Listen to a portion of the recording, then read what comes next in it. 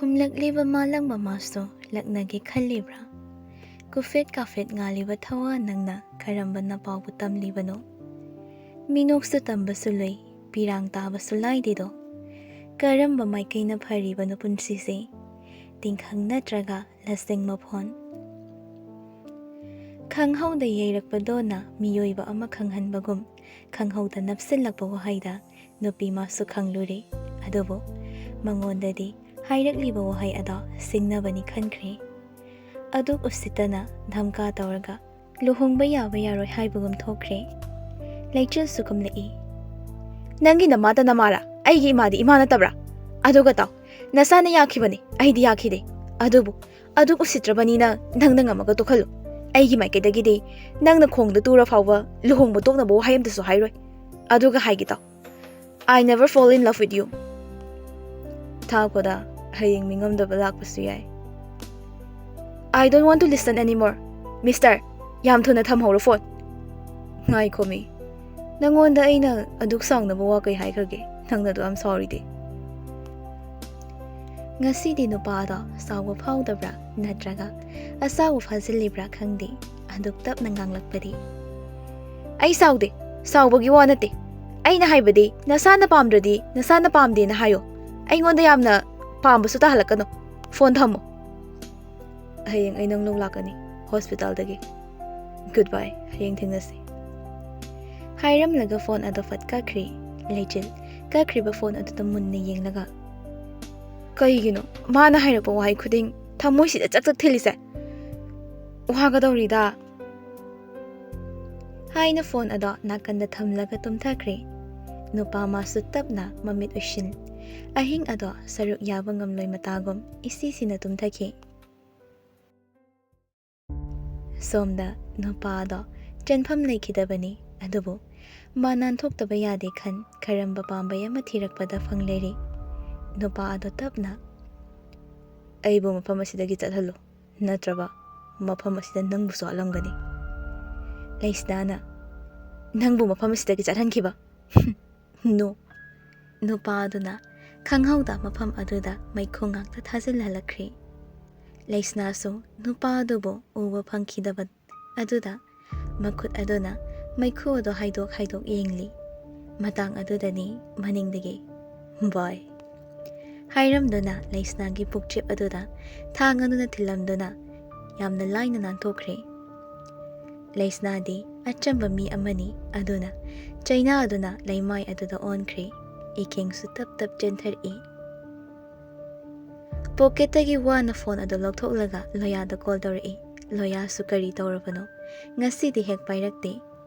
Pari da muk tawbani pairi. Pari hana gumphagi oi. Kari amuk tawri bema. Nangi karen phubam oi lairabane ise.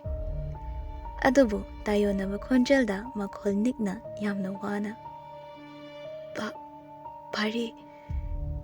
Khonjel aduda aduma khangkre karigomba ama thokle haiba. Pari khonjel aduna pakhatkibana masado cheksina lakani haiba kaure. Mayumda leiba firol aduda adumak icham chamna gari ama thaudoraklaga lai. Mana ka ado yaurakpada tawramlibado uri. Laisna makhada ikhenglakta olamle. Pari yamna pakhatna laisna bu pamkhatli. Adoga hathuna ahing aduda magi gari da hapchillaga. Manak nakpa hospital thidona laisnabu matam chana di pukhatki. Wizard oirabaso ma kanano khana amatta nasu khangdaba mafam asi kamdongna khangliba. Misak ase manabra leichil mahak pukupsen senariba mahak aduga misak ase amatara. Ahing adumadi tamthiba thodok asina lamsingkre. Mathang susoidna lamsinglagani. Sangkraba ahingi matam ado hek khangten tenma malui ayuki matamda mikap thoklakpadadi ngai haktang nungaina tingli yangli rambani adubo ngarang ahingi thodok ningstinglakpada lechel hainarektri. Kaino aiso hekta chaithakra male. As horen chatkadawrise thankreda. Haina masado sengdoklaga angawba ebronada satli silli aduga makhada kumthari. Mamaga manawgana dining table ꯑꯗꯨꯗ ꯐꯝꯂꯗꯨꯅ ꯂꯩꯔꯝꯕ ꯑꯗꯨꯗ ꯆꯪꯁꯤꯟꯗꯨꯅ "ꯉꯁꯤꯗꯤ ꯍꯧꯗꯣꯔꯛꯇꯦꯅꯦ" ꯍꯥꯏꯅ ꯃꯅꯥꯎꯅ ꯆꯥꯔꯤꯕ ꯑꯗꯨꯗꯒꯤ bread ꯑꯃ ꯂꯧꯗꯨꯅ ꯆꯥꯏ꯫ ꯄꯨꯔꯅꯤꯅ "ꯅꯣꯡ ꯉꯥꯟꯕꯒ ꯏꯁꯧ ꯍꯥꯟꯅ ꯉꯥꯟꯕꯗꯣ ꯄꯥꯝꯗ꯭ꯔꯕ?" "ꯆꯠꯂꯒꯦꯀꯣ ꯑꯗꯨꯗꯤ ꯏꯃꯥ." "ꯍꯣꯏ ꯍꯣꯏ" ꯍꯥꯏꯅ ꯑꯅꯤ ꯑꯗꯨꯗꯤ ꯂꯩꯍꯧꯔꯤ꯫ ꯂꯩꯆꯤꯜ ꯍꯣꯁꯄꯤꯇꯥꯜ ꯑꯗꯣ ꯌꯧꯈ꯭ꯔꯦ꯫ ꯂꯨꯆꯤꯡꯕ ꯃꯥꯗꯤ ꯃꯊꯟꯇ ꯂꯩꯕꯅ ꯑꯌꯥꯝꯕꯅꯤ꯫ ꯃꯥꯒꯤ ꯇꯣꯉꯥꯟꯅ ꯁꯥꯕ ꯌꯨꯝ ꯑꯗꯨꯒꯤ ꯃꯥꯡꯗ ꯊꯝꯂꯤꯕ ꯁ꯭ꯋꯤꯃꯤꯡ ꯄꯨꯜ ꯑꯗꯨꯗ ꯏꯔꯣꯏꯔꯤ꯫ ꯏꯔꯣꯏꯕ ꯌꯥꯕ ꯏꯔꯣꯏꯔꯨꯔꯒ ꯀꯥꯈꯠꯂꯛꯇꯨꯅ ꯑꯀꯪꯕ ꯐꯤ ꯑꯃꯅ ꯃꯁꯥꯗꯣ ꯇꯩꯊꯣꯛꯅ ꯐꯝꯂꯤ꯫ ꯇꯥꯟꯖꯥꯗꯨꯗꯅꯤ ꯊꯕꯛ ꯆꯤꯟꯕ ꯃꯃꯥꯟꯅꯕꯗꯣ ꯍꯧꯖꯤꯜꯂꯛꯏ꯫ ꯃꯥꯗꯤ ꯃꯔꯛꯇ ꯅꯠꯇꯅ ꯂꯥꯛꯄ ꯅꯠꯇꯦ꯫ ꯂꯨꯆꯤꯡꯕ ꯎꯕꯗ "ꯑꯥꯗꯁꯨ ꯆꯠꯂꯨꯏ, ꯅꯪ ꯂꯩꯇꯦꯅ ꯊꯣꯏꯅ ꯍꯥꯏꯔꯛꯄꯗꯒꯤ ꯁꯤꯗ ꯂꯥꯛꯏꯅꯦ꯫ ꯀꯩ ꯂꯩꯔꯦ ꯉꯁꯤꯗꯤ ꯂꯥꯛꯊꯣꯛꯇꯅ ꯂꯥꯛꯄꯁꯤꯕꯣ?"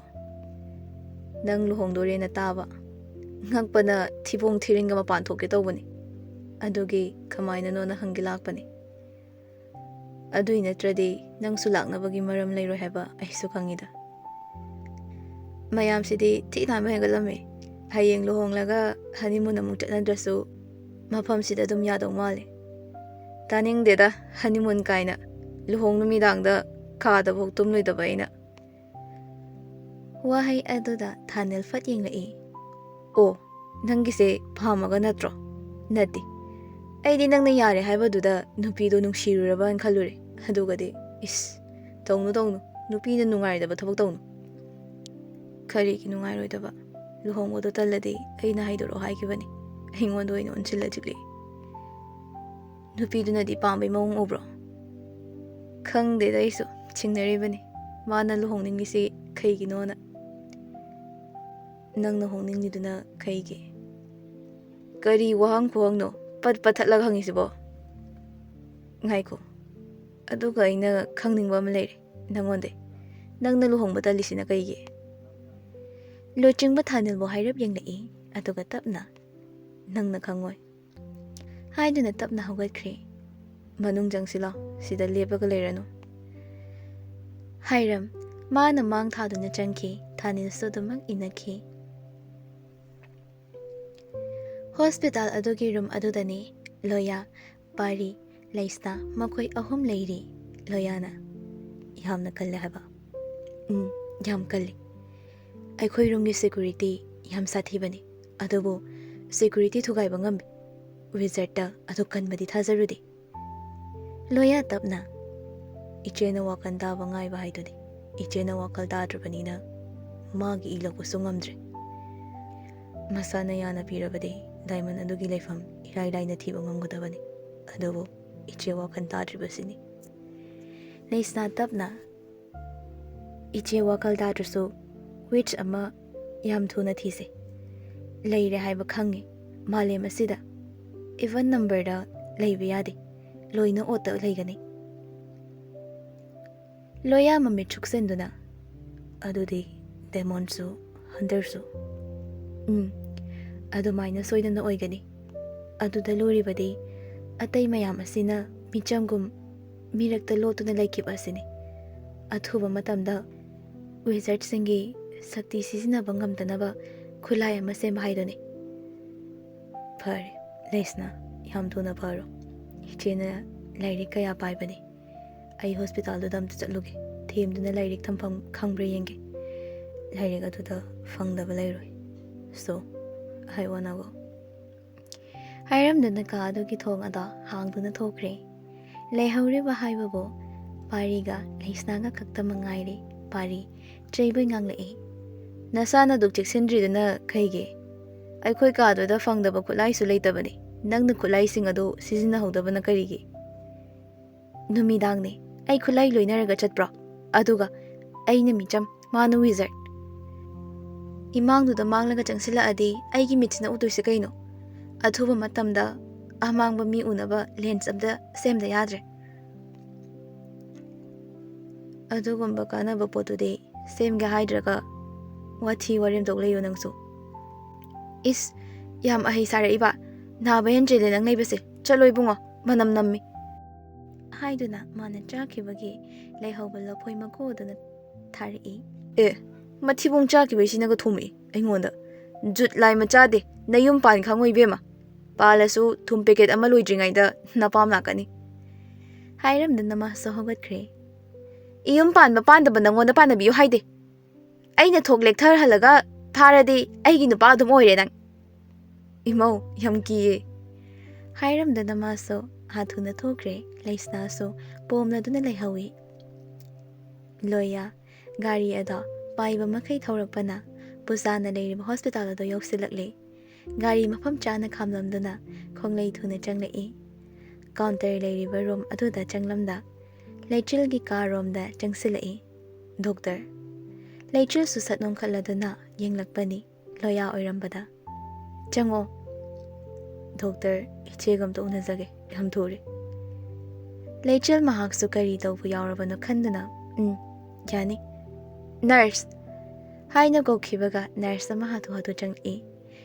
Leichil loya da unsilaga iche ni haibani ko ahidi ima gaurure iche gaurage iso loyana Leichil nurse tu da mu hairi iche puza do amta puthokpiro. Nurse adusu changkhiduna puza phu thorakle. Loya tapna aikoi ani khakta wari sanaba yagadra kaide loya tapna changsilaktuna che puza su karimata hairakte. Loya tapna che nangbu ningsinglibra matam amada nangna lotkhiba lairiksing adogi thampham madubu khanglabadi chebu aina ngawbu su phan mangamgadi che nangbu ningsingladi mafamdo haibiyu. Puza masamada khodombina tawduna leiduna tapna hairi matang chadri bungo apangba mina khangkhradi hurangini aduna ne yam kanna nganganu hayeng che puthorake kaidawrage adugibu yeningdeda ngaikhone nangbu kanano ibungo. Mari leinabasu amuk manba wakal tabasu amuk malui amuksu angaubi. Loya mapi irat thanglai machegi makut tapna lamduna pairi hai makut kase pairi ne mole chalo ada haina laktana kanthorei. Loya maithong ada mathaklomda ongkhatladuna tarakadawbagi ngairiba pirang ada khangatli.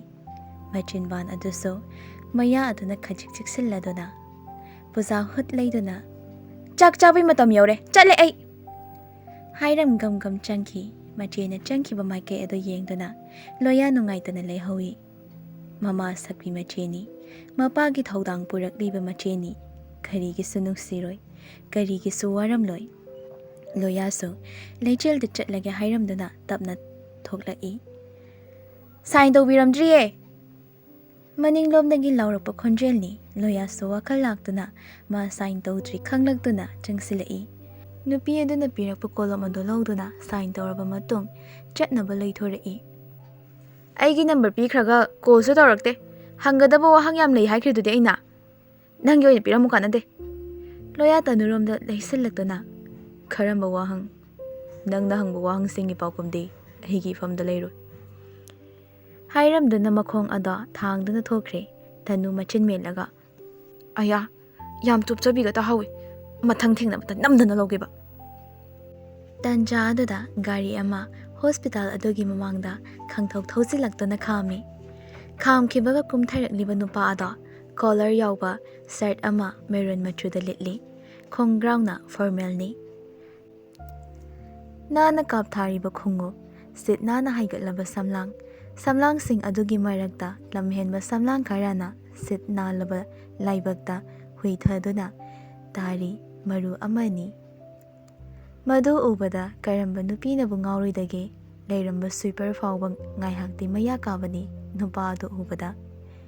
Chinglemna changlakpa aduda tanu fawba ngauraga taage tawbani wakhalda leichilga honglani khanglakpada makoktuda pak thasinjai. Kai khupajano sibo leichilibema laibak phaidako nangse. Leichilgi room gi mapanda leplaga doctor chango haina che amada kari no kanna khotli famthakhibagi samin phangba aduda fat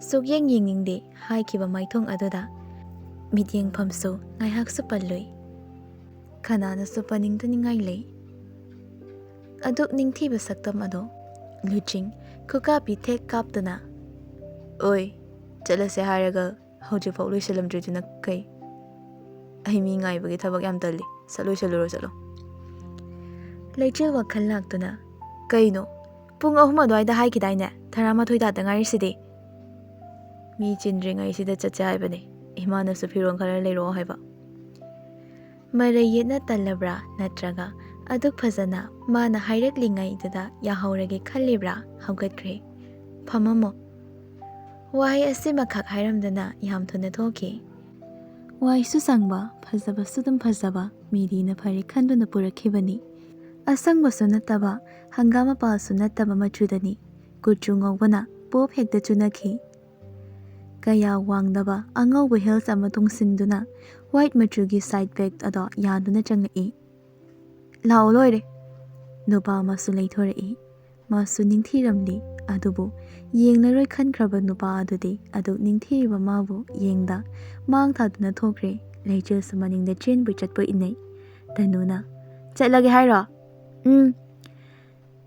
hairam laga tanaba ngamlaroi khanna thanarei sor ado thabet thabet holaga ma soi nang su khajik tapna tapna chatpa yabane oiba gam gam hekta chatkhine wahai adu dara natraga nupi adu na tanari ibada warani khalibra chatlambagdo khajik tapthai leichil su khare yankhalai lachingba magi gari da kakhatkre leichil su mamang na gutongbi banate maningi thong ado khanghang hangdorak laduna kakhalai gari adu su thaukhre makhoi hek chatkibaga puja chenthori ibema doctor hoi ibema doctor tanuna madi chatkhre je kaidawrage nangbo chak charabo aine chatla hengano hairaga ngasi thawdo ama thoktori doctor awaba nanglani angau bi khaisidi hairamduna amuk hutlaiduna changkhre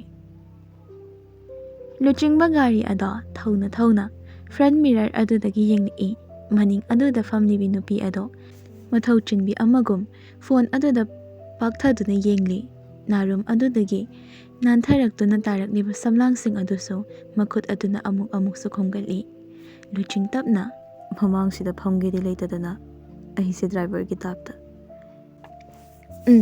nang haidu chumme driver ni kaino nangde aina mamangda mu phamlamadi wahang jajat hanglaktoido aisu khanglaba sungnon nongkhatlakta hairakpani hausiksu nongkhatlakthri luching makha tarai mall da hana changluse changning ko si changu kaino luching tablap wahi watade chikpro luching ma marai taude handakse khara hallabra halle haiba yaroi adudi karigi yengsi luching ba gari thau haibro 4-wheeler aina thoba haitaba gari leide helicopter fawba hai luching matapna no amuk su fathanchili masagi chenma na paiduna khaino ina husik noiduna thaurakpana mol su yoksilakle mafam chaba amada pak toksilaga luching mukum tharai naichil suni karamba mafamgi mol no sibo building ngakta motpana maro ma motliba megidi city ne hena nali akhogidi loire lao somda adwaida chabing ngang leiranu haina anido changlai yoliba sing aduda yengi luching firol thampham aduda changlakhidana imada phajagadaba machumda khallo leichil su yengi imadi ngaubanina sina paktoi male wakhaldaso asigi blue machu sidi phajai ha pisabu yaurokhibroi bo haina bag ado phai lupa cham chapi amakhak yaurami hospital do hondomine nubadana si machu siga asigi blue machu siga bibiro yoliba mi de sapiri khanagi noi bungo imagi leibane haidana be tawramle anima amung tholei luchingba se kaino adum payo ngamdre ai sina nangine leichel fat yengai aina nangonda leibiyu hakibai taptaga ai su paisa yauzaiye pamda bai leidriba yareba lausaluda Horena yum yoraga chinta amu tawni. Pamdiye, paisa bari da yauri isu. Lupa chama duro. Leichil ngakna, nang di kamay khangi ba? Haidok luraga machin pat mili. As, amok haidok ure.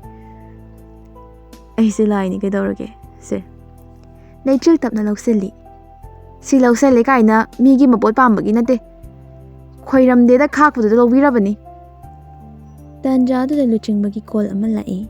Luching baso ingitna sida lepa mo hairam laga kara lapna chatokiduna wari tauri. Nungsa marag aduda Leichil suklaga lepli. Amuk-amukso nupa mangonda falap-falap yengdabasu nate. Misu khara latli. Matang aduda kadrang haiba makol ama takibani. Khonjel aduda Leichil maning leithori. Maning da leiriba building adugi top floor ado mai machet chaklakli. Leichil sukari no haina munna yengi. Adum yengi ngai. Chawna chekhailaklaga nantharakadore. Leichil chenthoke tawbani adubu kanagomba amana ilakpagum maning aduda tusinki. Khonjel ama suthoki. Ima! Khonjel aduda leiramba mi khara adusu yengi. Luching basu onthorakpani. Tawramiba ado ubada phone makada thadaki yamna yangna chanchilai. Nungsirubagi nate khoidarubagi suna oiroi. Miyoiba ama oina minungsi phawbagini mi amagi mateng pangbani. Mi ama budi kangi khanbani. Chekhairamba ado nantharakle tasilakle Leichil mangonda dhop lawba makol amadi taki adumakbu mista ani chena uisiluraba nupi aduda China ama phawraktrabada mista tapna panglai. Maithong aduga nakna na leiramba maithong thamoi mihun asimaga nakna chongminaramliba mihun makhut namana leibakta namdana amana Leichilgi khawri waida pairambi. Ngaihakti sak udaba nuksitki khonjel yaudraba tanthada iroiduna sanarui maning tamna pairiba chiklagasu loinarui. Ngaihak tapna yenglamlaga wakal takidre Leichil.